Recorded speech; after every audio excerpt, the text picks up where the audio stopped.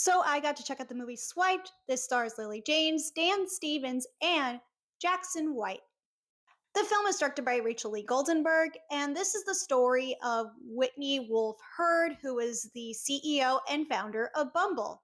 I was really curious to check out this film because I thought a movie on Whitney would be really interesting, but perhaps a documentary would have been better because Swiped is just a simplistic movie that you're not going to get much out of.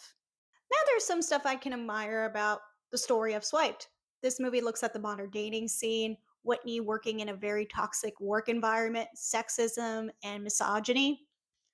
I thought Lily James gave a fine performance, nothing too special. I think she's done better roles. She is a producer on the film. I found most of the characters to be one dimensional, and I had trouble caring about anyone in this film. Here's the most interesting thing I learned about Swiped, and that is the real Whitney was not consulted on this film. In fact, she's still under a non disclosure agreement, an NDA, from her time working at Tinder.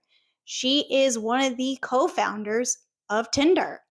Once Whitney heard that her life was going to be made into a movie, she was not too thrilled about it.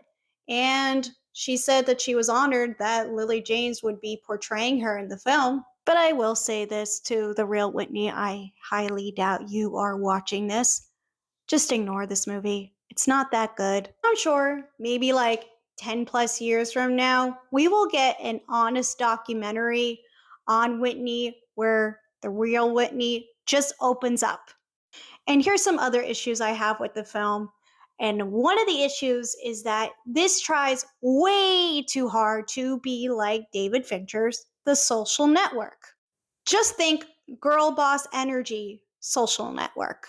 The script for Swiped is very paper thin. There's not enough depth to make this movie interesting.